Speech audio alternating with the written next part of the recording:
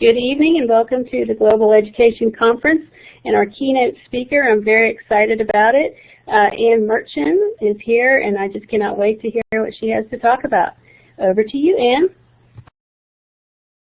Thank you, Louise, and it's wonderful to have Louise moderating me because Louise is part of the network that I'm going to be talking about today.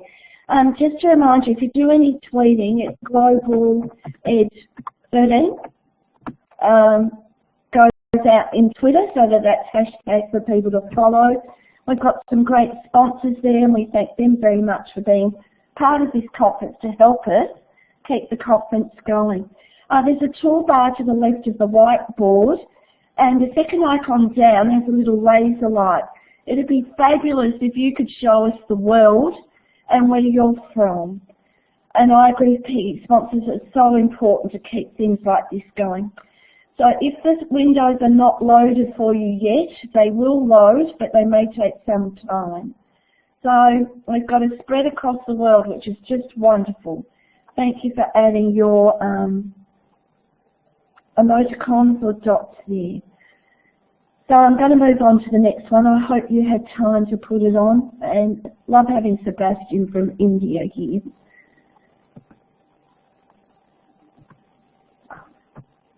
The title of this session is The World is My Conference, and you can see there on Twitter I'm at Mirtschin if you would like to follow me, and there's a link there to a Google Doc which you might find easier to read there.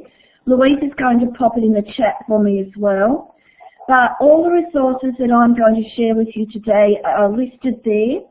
I may add more to it, so please make sure you either bookmark it or keep it somewhere safe so you can go back and look at it. If you've got a QR code scanner, you can actually scan the code or the QR code and it will take you to that Google document as well. So I didn't want to waste a lot of time going through some of the resources, etc.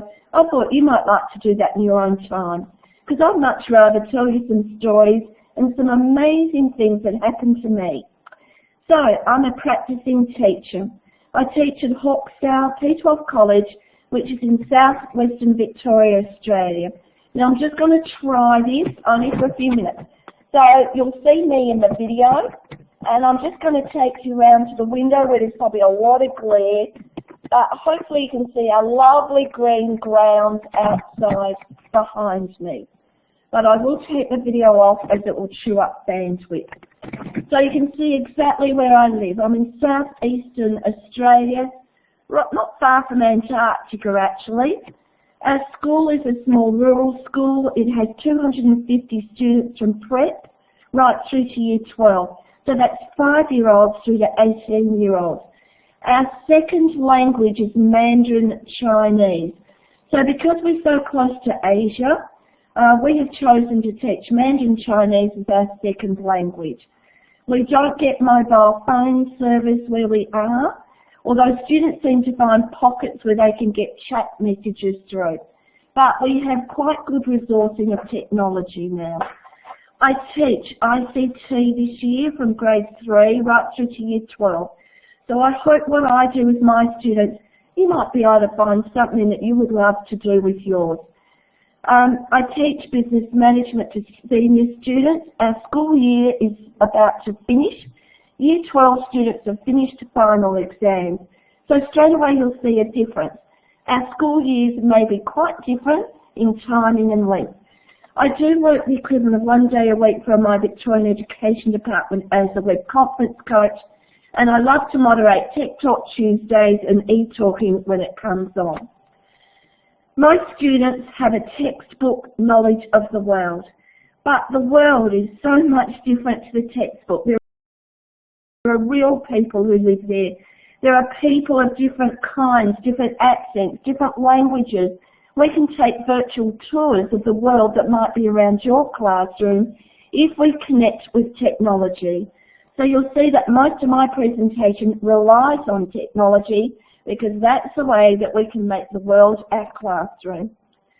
Learning is changing with technology. The students, teachers, we can learn at the organic level. We can go out and learn wherever we like, any time we like, as long as we've got access to the internet. It's networked, social, blended, and what I love most, it's becoming global.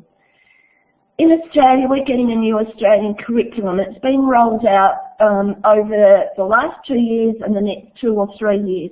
And one of its focus is globalising many of the subject areas that our students teach. So here is our perfect opportunity and reason to go ahead and make the world our classroom. I grabbed this slide from the opening ceremony, I think it was, where people, and if Peggy or anyone was in that, I wish you'd confirm that, people who were in that session were encouraged to say why is global education important. And if you can read that, there's so many reasons, far more than I could even think of. But there's your global network or brain at work. Collectively, we can build a huge resource of knowledge. I want to show you my classroom. So this is it. I usually teach in the computer lab. I don't have an interactive whiteboard. I have a data projector on the roof, and it projects onto a white wall, sort of next to this whiteboard here. So the students have to look up to see what's being projected. But I love what it's caught with these students. There's excitement, engagement, and that's what I find I have when I connect in real time to other classes. So that day, these girls and the boys who are hidden were listening to Zabish from Malaysia. He's a 13-year-old student who speaks English as his third language. He came through Skype to the students and taught them how to play the game that he created in Microsoft Coded. So I don't know if any of you have heard of it, but it's a video creating game. And he taught them first how to make one very quickly and then how to play his game. Because he'd won an award in Malaysia for his, it was an environmental science type game. My students then played the game and they emailed their feedback to him and their encouragement of the work that he had done. There are so many things we can do with direct connections and video conferencing, and I love Skype. It's still probably one of my absolute favourite tools because it's user-friendly across the world. People seem to be able to get on, connect that way, and we can use video, share screens, send files, photos, etc. Because Australia is in Asia's time zone, it makes sense for us to connect with Asia. But then we have the language problems and the communication type problems. We have the technology infrastructure and the problems with poor access to technology. We'd love to connect with Europe and America. You speak English, or much of Europe does as a second language, and the technology access is probably better. But those people who are interested will connect and make it work. So Singapore has a racial harmony day. My students are culturally and geographically isolated. We are about 3/4 of an hour to the closest big city to go shopping. We have few other students than white Caucasians. So for us to listen to something or a presentation like that opens up our world. Increasingly, we want to learn right now. When my son was having their second grade child in South Africa, I wanted to know right now when they had it, and I did. He sent me a message during the staff meeting to say they had a little girl, so I knew as soon as Leah was born. I didn't have to wait to go home that night and check it out. So we have a wonderful contact in Indonesia, Western Java, where they have very, very poor infrastructure. But Endang has her own laptop with a web camera, and she brings those students to the world. So we've connected with these students several times, but we heard on the news that there'd been a massive earthquake, and we were really worried about them. But we saw Endang, and we started to Google and find out what had happened. Then we saw Endang come up on Skype. So we quickly asked her if everyone around her area was okay. She said yes, they had been affected, but not badly. So she said, would you like to talk to the students? So that's what mine did. Within 6 hours of that massive earthquake, my students talked to these girls. This girl was still quite frightened because there was large tsunami warnings, and she didn't want to go home that night because she lived by the beach. So for my students, that was something amazing. They learnt so many things from that link up. Not only the interviewing, but the geography, the geology, the information resource, etc., etc. So how amazing. My kids went home that night and heard about it on the television news. But before they'd done that, they'd spoken to the people who were affected. You can link up with research scientists in Antarctica. And this was one day when our whole school came on board, linked up to a room just like the one we're in today, but this one was called Discover E, because it's created for the poorer bandwidth in Outback Australia. So Jean Pennycook from Antarctica shared slides, photos, spoke to the students and answered all their questions, and they had lots of questions. We've had link-ups with a school in Russia. Now, I am a much older teacher. I've taught for 35 years. And when I was young, Russia and Australia were in a Cold War. So for me to actually connect with my students to schools in Russia still holds a fascination, because in the old days, we would never even dreamed of doing that. So this school in Russia shared their culture, their artwork with the Bushka doll. They've done their dancing, etc. And for my students, we brought in, I hope you can see the little blue-tongued lizard there. They asked for a kangaroo, but kangaroos aren't very tame. So instead, a student brought in that blue-tongued lizard. We find if we show objects, it makes so much more casual, relaxed relationship, especially when you don't both speak English as the first language. So from there we created a wiki and we shared what our school looks like, etc. And we had further learning take place there. So that was in wiki spaces. And then not long after, Ekaterina asked me if my students would fill in a survey for them, because they were actually working with the USA in embassy in Russia, and they wanted to take the results of that survey to them. Her students don't know very much about global warming, etc. So we could not only get my students to fill that in, but we also could tweet it out and let others around the world fill it in. Then I didn't hear from Ekaterina for about 12 months, even though I tried to contact her, but I got another email from her 12 months later. She wanted to Skype and build up a Skyping relationship with my students because she had this big, important event. I then found out she's teaching in a military school in Russia. So again, my Cold War connections and influence made me a little bit nervous about this, but we went back and connected with these students. And of course, mine loved learning about what they learn in a Russian military school. They do all the army drills, they do shooting practice, etc. They drive the machines around, and my kids could then share what we learn in our school at farms, play music to them. And the important event turned out to be the principals of the major military schools in Russia coming to Ekaterina's school and learning about the innovative use of technology. So we were able to share Australia with those military schools over there. And this was Ekaterina telling me about that. At the time, I didn't realise that was going to be the end product. And our Skype conversation was described as an example of innovative teaching. We made the television news, and our link up is actually broadcast there.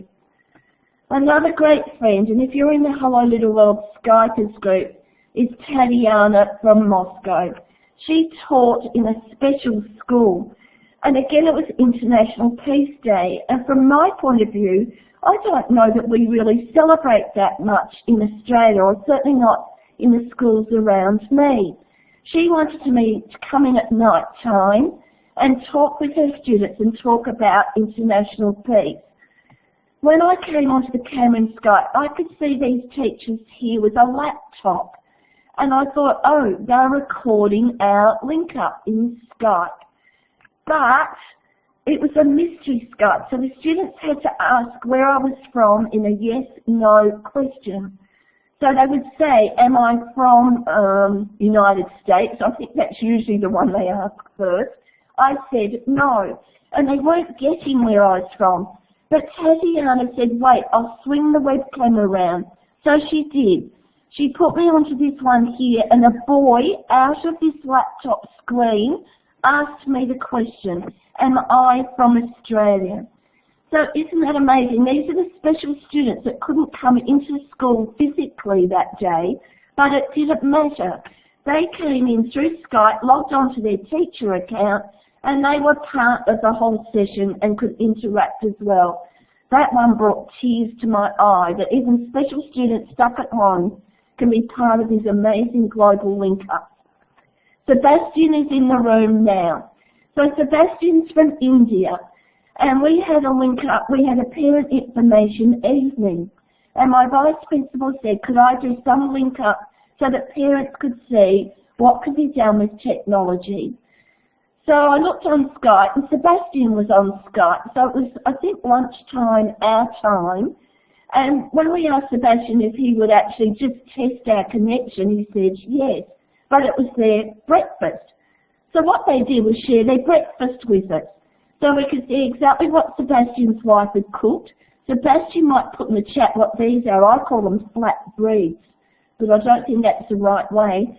And my girls could show the cake that they'd baked. I don't know if you could see it there, that they were going to share with the parents for supper. The link turned out really well, so we knew we should have a reasonably good link up. So Tatiana was the one who first of all said she and one of her students would come in at night time. So again, we gather up a bag of objects to show and share, to make students relaxed and get them curious about what they see. So in Australia we have Vegemite, the Australian flag, a football, a netball, etc., etc. And the parents were in the room watching all this take place. And Sebastian actually came back later on and spoke as well. Australia was going to go to India to play sport several years ago, and there was a lot of bad publicity in the press because the Australians in Melbourne, my capital city, there was a lot of racism against the Indian people, and there have been some problems with our cricket team over in India. So we have a session called Behind the News, which is broadcast like on television, that students can watch, and then they have questions and they discuss the issues that are portrayed. So this was one of the issues on there. A teacher from Castlemaine in Victoria, he wanted to link up with our students, so they would be 3 hours drive away, and get them to discuss these issues with each other.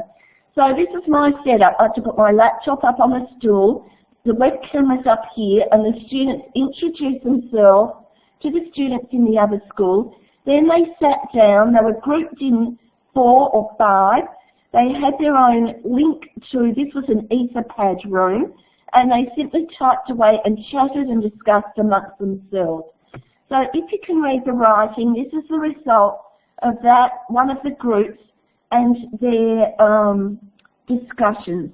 So you can see Adam was from my school, but Brody was from the other school. Chloe was the other school. Macy was my school. So I've used the age 7 ones, and I'll show you some of the technologies in a minute. I was lucky to attend 2 flat classroom conferences, and it's wonderful to have Julie Lindsay in the room, because by going to Mumbai with some of my students, I made a contact through Julie and one of her colleagues. And this teacher was really keen to link up her school with mine. So we suggested we would debate the same topic, but with a school in India, because wouldn't the conversation be a lot more interesting then from people who actually live there? We chose to use Google Documents because they are a little bit, they work a little bit better on the internet in a more fragile environment. Again, we grouped our students in mixed groups, 2 from India, 3 from Australia, or vice versa.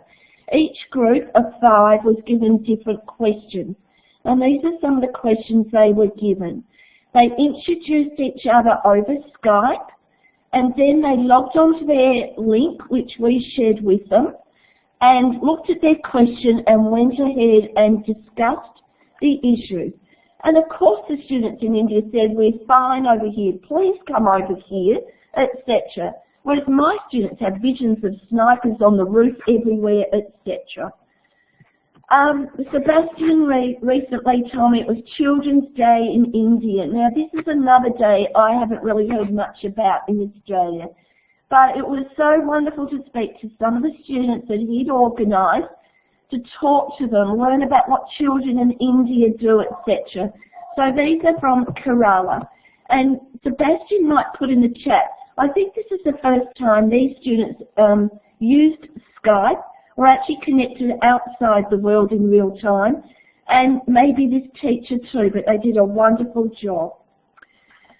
I want to show you now how we can start with little things and then big things grow.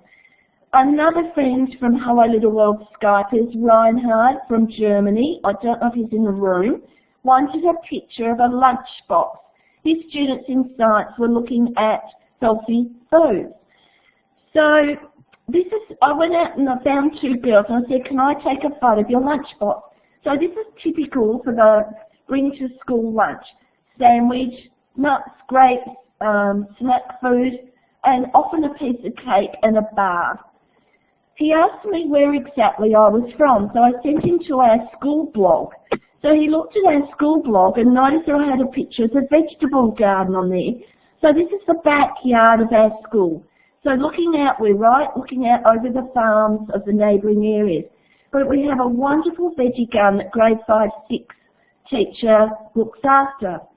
He then asked me if I would actually present these classes at night time and talk to them about our vegetable garden and our canteen.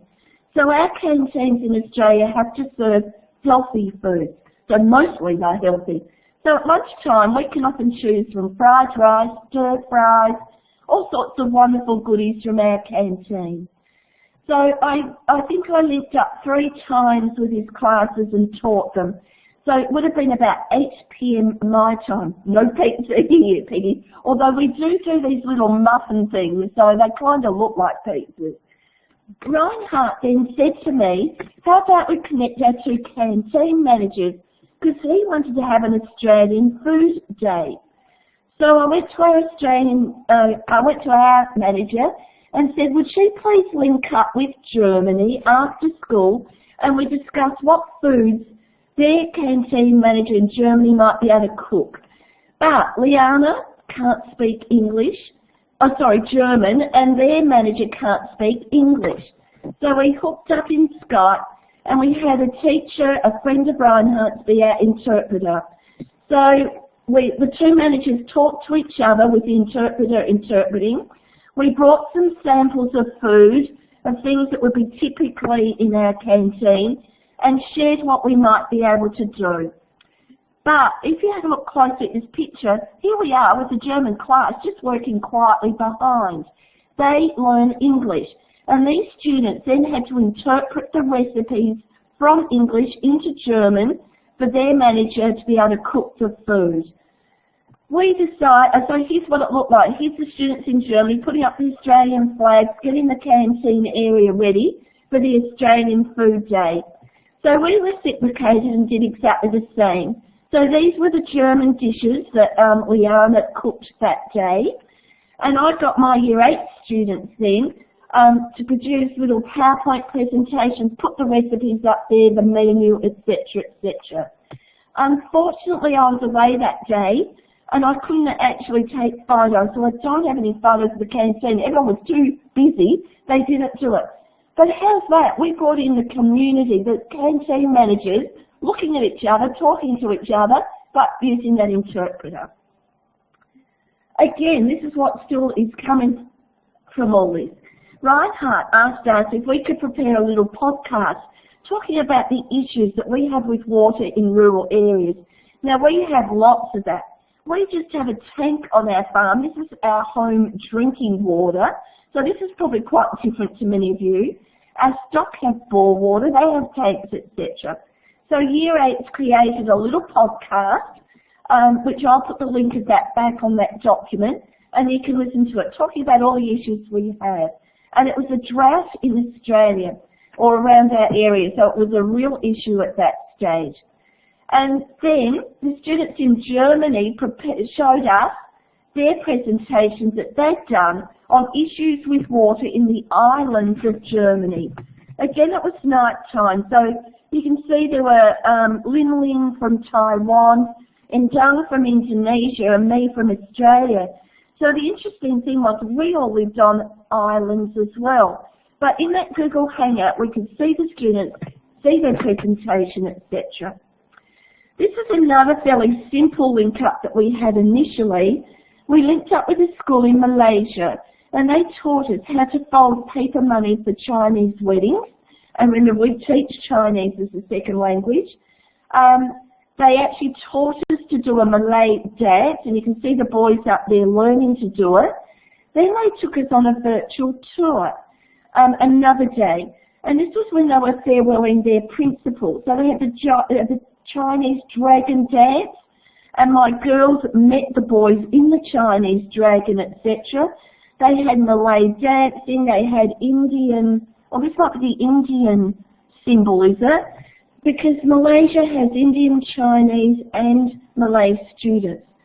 From there, the Melbourne Writers Festival contacted me and wanted to make a global event as part of the Melbourne Writers Festival. Now this is a big festival in the capital city near me.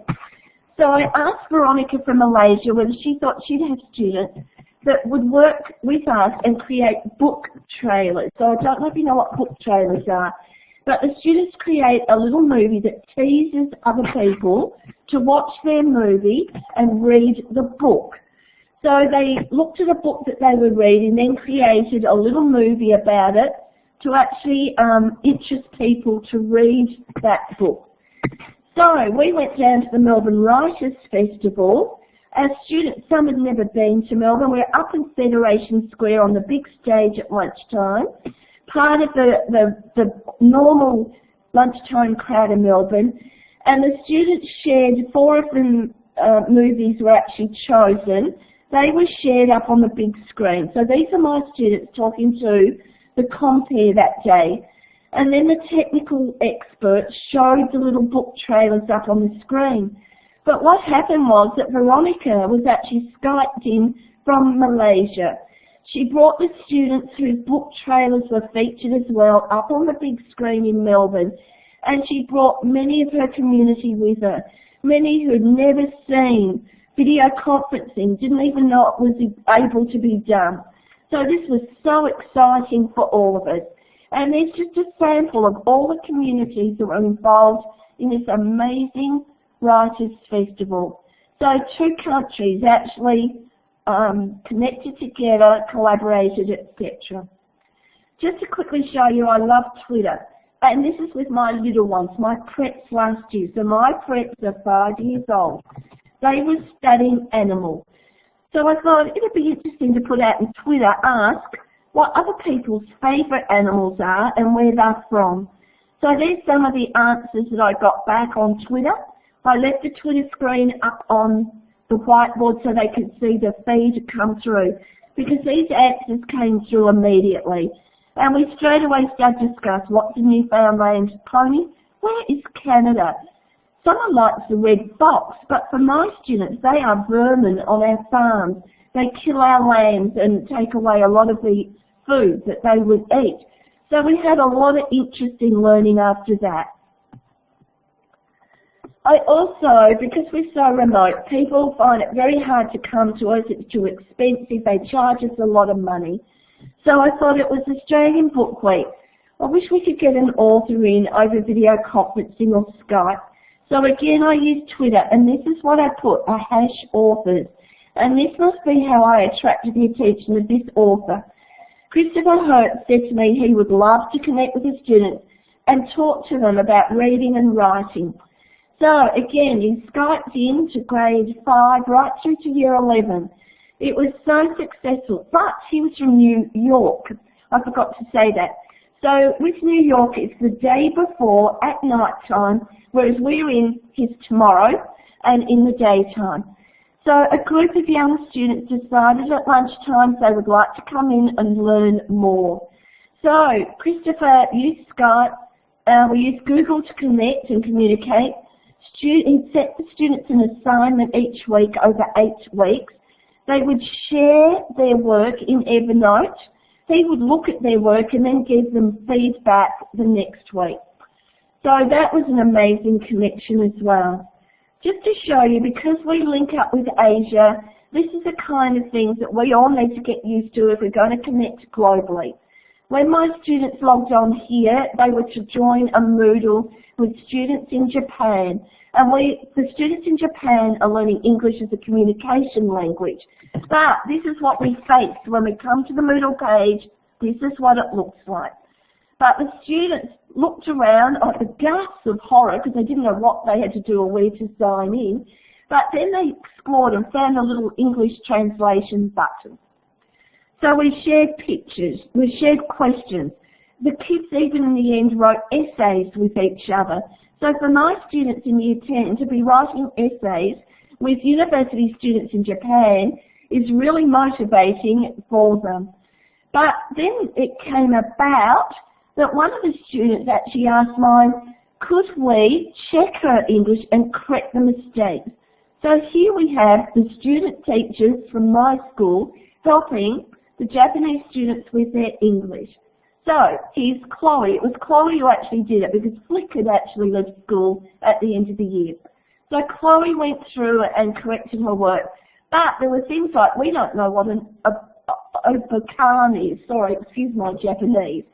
So again, the learning continued and continued. Then we asked the students why they thought it was important to be able to talk and converse with people in the country of the language that they're studying. And that was some of the responses that we got back. So I hope you've had time to read through some of that. I will upload this presentation so you can look at it in your own time. But they love to talk with other people. They feel that's their favourite way of learning those foreign languages. Sometimes my students will come in at lunchtime, just a small group, and this is where the magic really starts, not a class with a class, a small group of students, this time with a class. So these students are from Indonesia, again, speaking English as a second or third language. So they did a cooking demonstration for us, but they had this ingredient here that they did not know the name of in English. So my students looked at it and said straight away, bean shoots. So they were bean shoots. So the students in Indonesia would then repeat the way we pronounce it and learn the language there. But when you put small groups on there, they are forced to communicate with each other, use the chat if they don't understand each other, make body language, mime, whatever they can do to make each other understand. And I love George's comment. You can't ask questions of that textbook. We have the ability now to crowdsource or source teachers for areas that we don't know or don't have expertise in, or to help us out when technology fails. I actually had a link up arranged with that Japanese university, but the firewall over there blocked us and we couldn't get on. So my students, I thought, what am I going to do for my double? I always say, have a backup plan. But this time I didn't have a backup plan. So I hopped onto my Hello Little World Skypers group, which is this one here, in Skype. And I found that in Skype in Education Online. And there was Steve from South Africa online, and there was Dave from America online. And they said to me, why don't you do, I said, could they just Skype with me until I got my thoughts together and worked out an alternative? They suggested Mystery Skype. So they straight away jumbled up the letters. They created a Google Doc for me. I had everything prepared, and this is what it looks like. They put a global map on, not me. This was Steve in South Africa and Dave. They jumbled the letters for where Dave was from because Dave said he would do it for me. So it actually says Chicago, Illinois. But my students didn't know that. They thought that was the foreign language, so they were off to Google Translate to work it out. They could only ask questions with a yes, no response. So of course the first one was silly, are you on Earth? But then they got quite serious because they couldn't get the answer.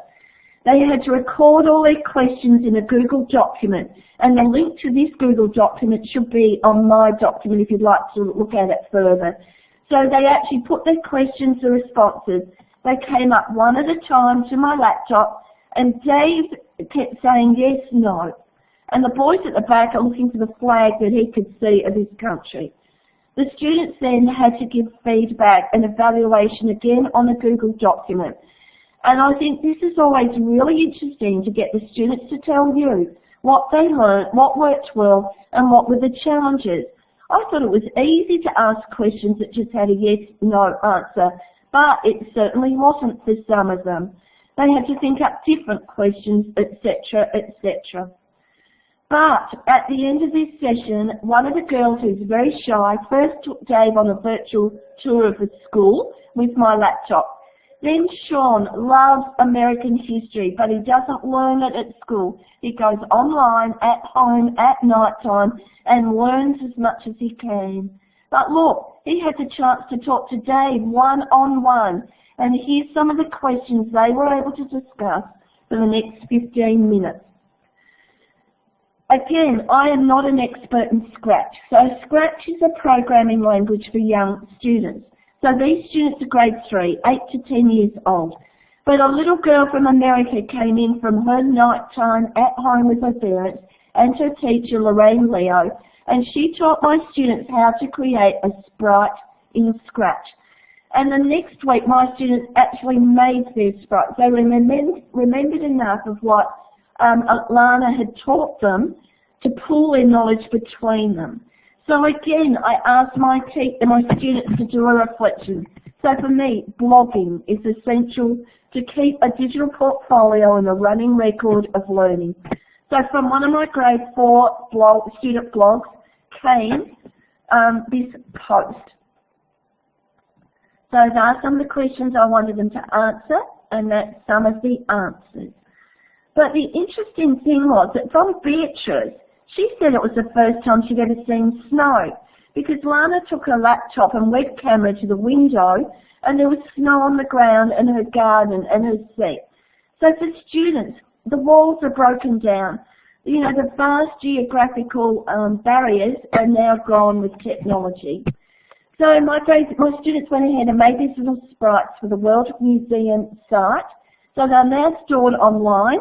People can go and look at them, and they're up there with all the other participants from around the world.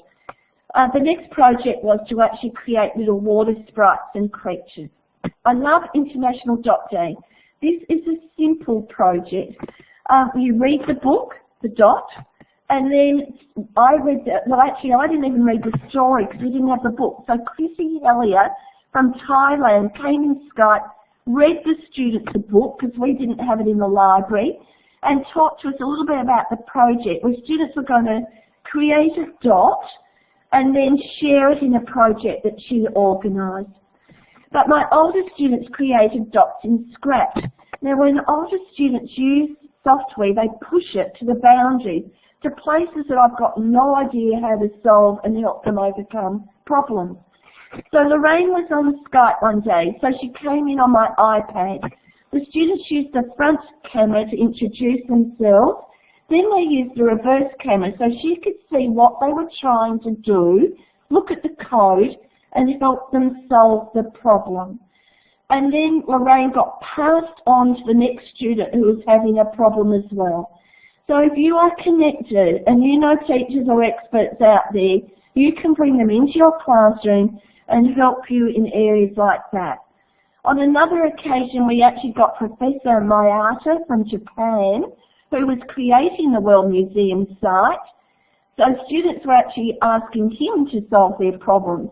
So now we've got different accents, different ways of looking, a different area outside. I was part of the Flat Classroom project K2 Building Bridges last year because I had grade prep for technology in 1 and I'm secondary, not primary. So I didn't really know what technology to use first of all. So I wrote a blog post and I got 15 amazing comments on my blog, lots of suggestions and resources to help me teach those young ones. So, what skills are important to learn? This is actually this room that we're in now, Blackboard Collaborate, that was shared between students in Malaysia and my IT class. So we were all in the room together. If you look and could see, there are Indonesian names in there. We shared a whiteboard so the students in Malaysia and Australia could actually write their results or answers up on the board. But the magic is they have a chat, and they can ask so many questions of each other in the chat. So this is just to show you that these were some of the people that came into one of our blended classrooms one day. The students wrote on the whiteboard, but we not only had students from Boston, America, we had an American teacher, we had an 87-year-old grandmother from America, we had the professor from Japan, parents from Australia and Japan, and my students who were actually presenting.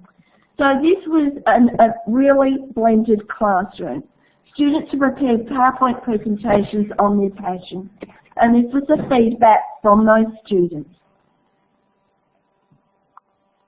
So it's not easy for students to do this, but if they can do it, imagine the skills they're learning: communication, confidence, global skills, things that, you know, are so valuable that they're learning by experiencing. And they love doing linkups like this. There is no better way to learn than from your peers. This is another shot that I love. These two girls would not come to Mystery Skype and ask a question. They were too shy. And then one day I had two things on the go, and Lin in Taiwan wanted her students to do a Mystery Skype with someone. So I said to Rachel and Grace, you go in the back room, I got my laptop hooked up for them, you are going to do this link up with the Taiwan students. And they did. But look at the fun they had. They talked to each other. They tried to communicate with each other. These are Mandarin Chinese speaking students. The difference in their physical features, etc., and accents. And these girls came back so much more confident afterwards.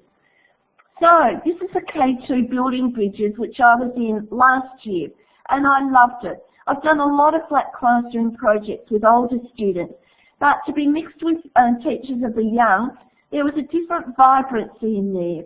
So again, we created in the end a view from our window in a Ublisher book.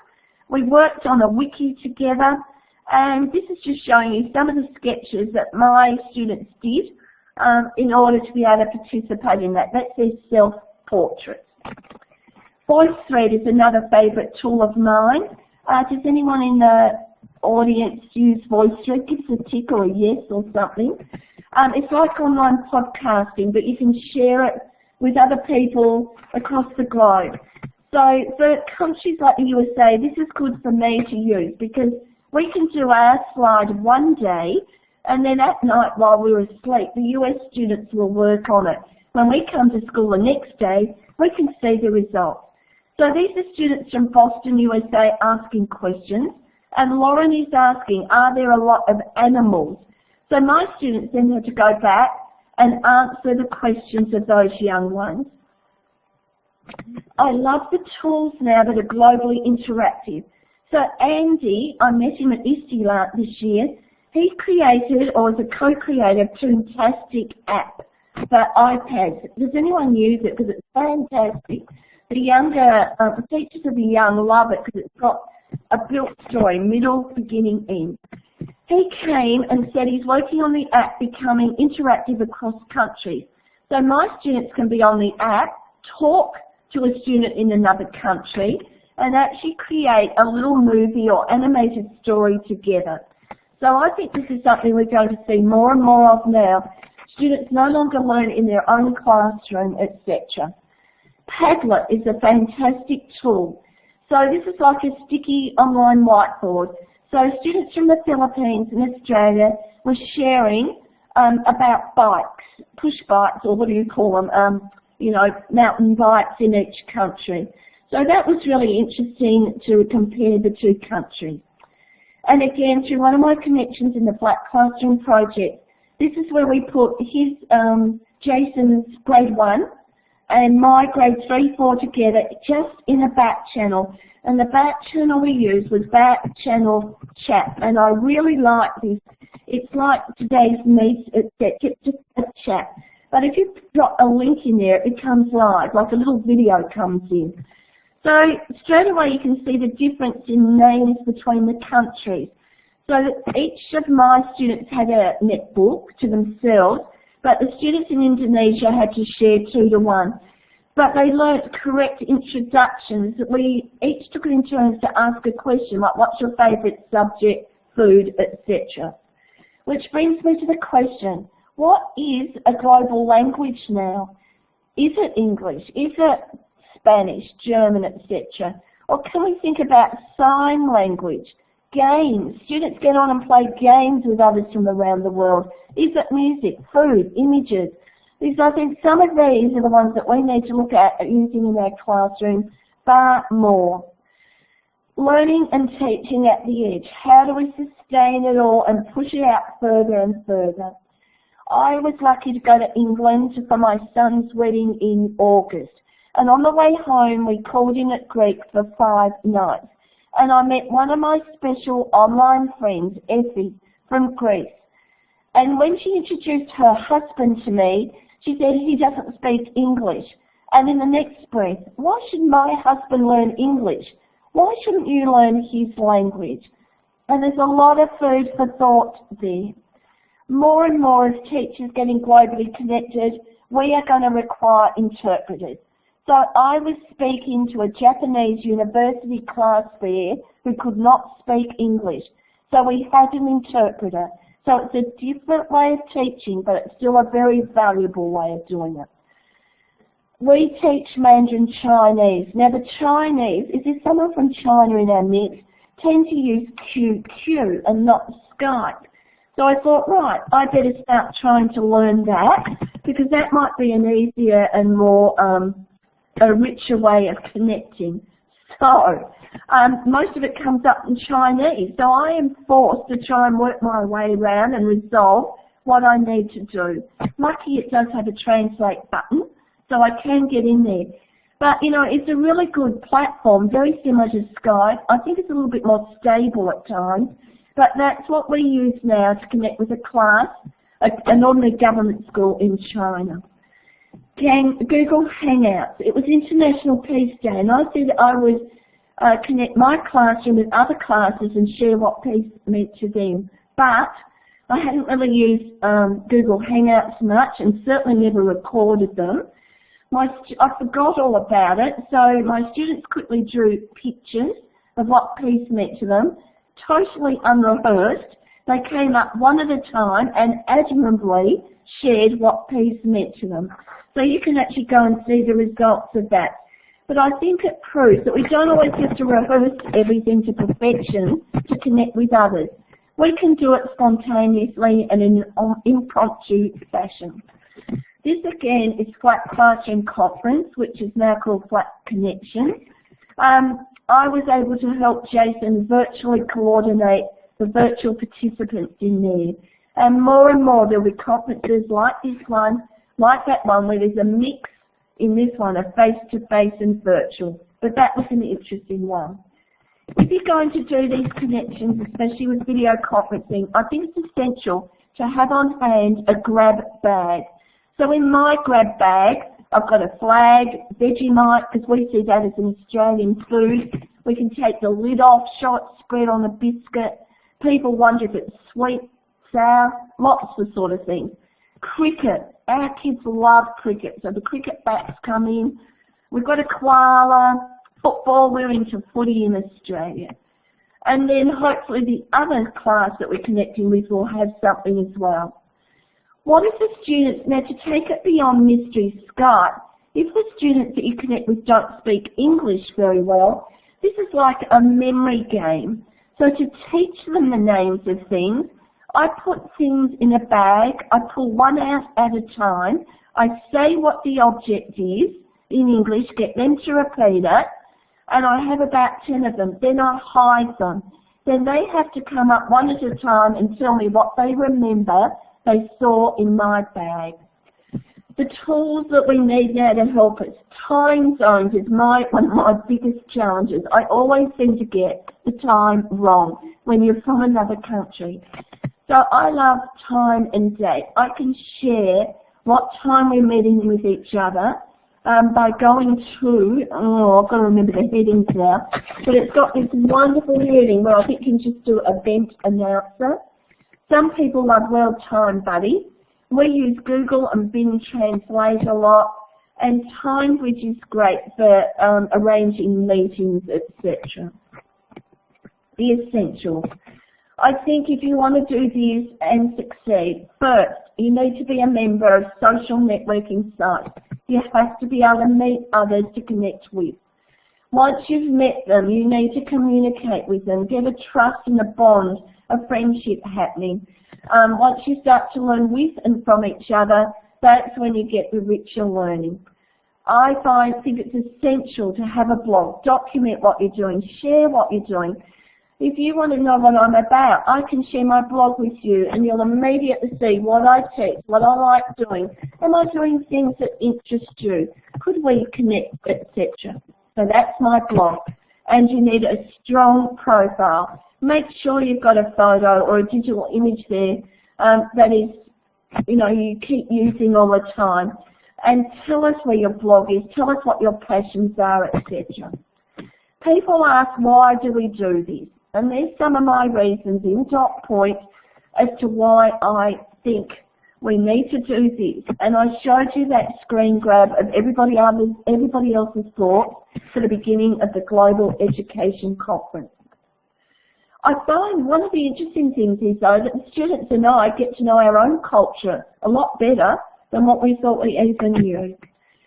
The requirements for the success. You must be passionate about doing this, and you need a sense of humour. Things go wrong, misunderstandings happen all the time, but remember Rachel and Grace, they laugh, they work through it, etc.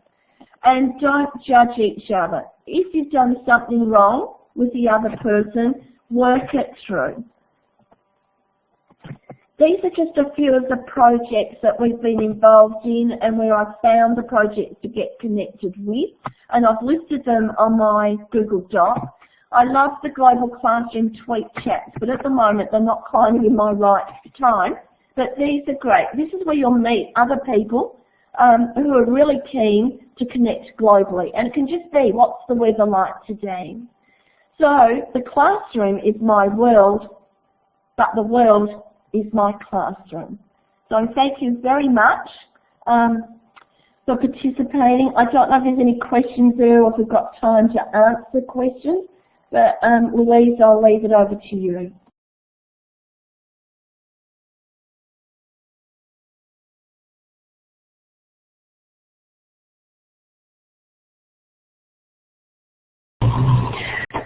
I think everybody is properly blown away right now, and by all of the information that you just gave us. What an amazing job you're doing over there. We're so excited about what you're doing. You can just tell the energy in the room and all of the comments that were coming. I did not see any questions.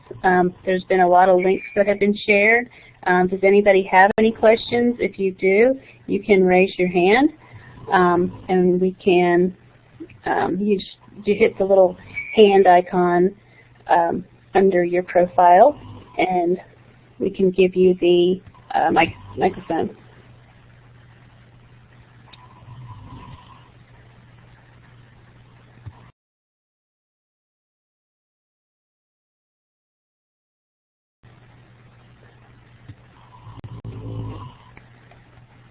Someone has the mic, the hand up. We need the microphone. Okay. Yeah. Who has the hand up, Louise? They need a mic. I'll take the mic off everybody. Look at, I hope you don't all talk at once. Okay.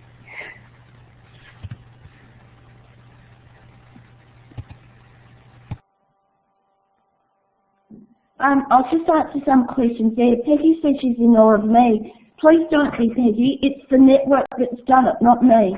I think if you're willing to have a go, I learned a lot of my skills through the Flat Classroom project. So I learned in a very friendly environment how to do things. And then people just keep saying they'd like to do this, or I think I'd like to do it. I need that document again. If you've got it somewhere handy, Louise, I closed all my windows because I didn't want to drop out of the room. But if you keep that document there, or if you follow the Global Ed 13 hashtag, I'll share some of those resources. So the videos are on Global, I'll put it in the chat, Global Storytelling Wiki. And please have a look at the Malaysian kids. They did amazing stuff. They actually spoke about their culture. So that's where you'll find them. But we had to work with the English teacher in my school, and she put the student book trailers up under her login in YouTube. And unfortunately, she got some derogatory comments. And it happens to so many people, you get fearful, things are going to go badly wrong. So she actually removed most of them. So there's a couple of the ones that are actually shown in Federation Square still there. But just make sure you look at them. It's amazing. You see the difference in the culture when you look at what both Malaysia and Australia did.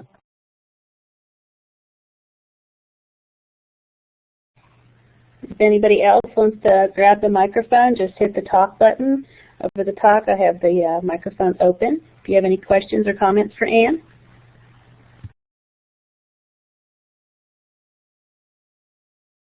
Looks like everyone's either lunchtime, sleep time. Mayes, what would you like to know?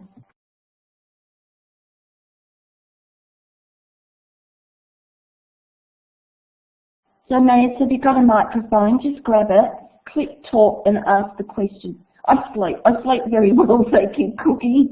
My children are all older, so I love the internet. I love to relax at night time having a look around, but I do sleep. Okay, can you hear me? I can hear you. Go ahead. Okay, it's amazing how many tools we have to share, and I have been working with my whole school from preschool to 7th grade, so I will take some of your projects and hope to collaborate. I'm from Mexico City.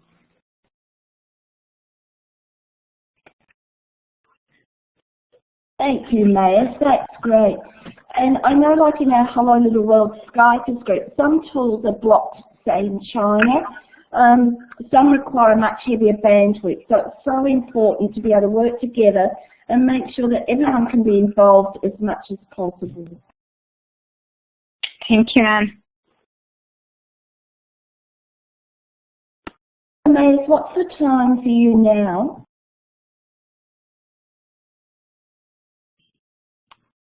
Sorry?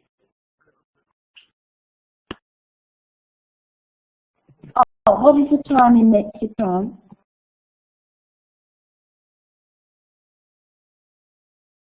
Yeah. It's 10 o'clock. This is Lizzie from Nigeria. I want to find out how I can involve my students in the project.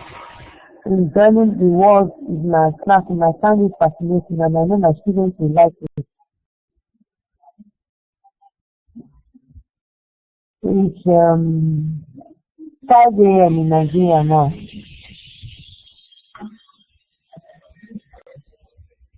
Okay, Lizzie, so are you from Nigeria, did you say?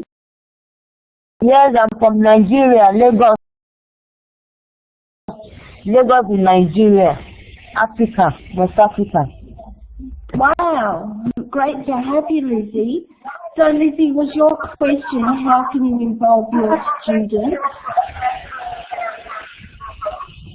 Yes, how can my students join? How can they get involved?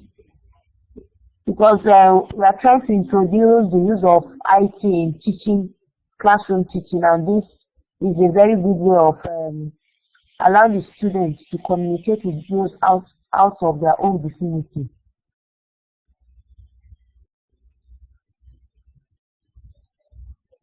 Lizzie, I'm going to get Louise. Are you able to drop the Global Classroom wiki in there, Louise? Because they have a lot of different projects from simple to advanced. And I've given you my email. If you email me, I can talk with you further. Are you ready to do that? Okay. Well, you can post your email.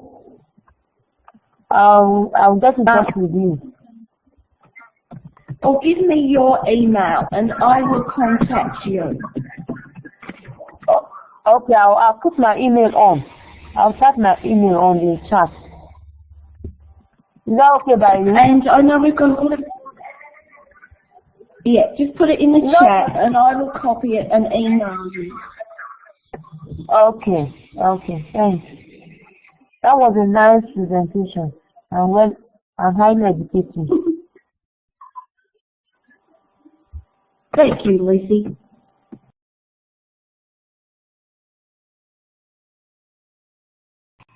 Okay, and I'm going to stop the recording.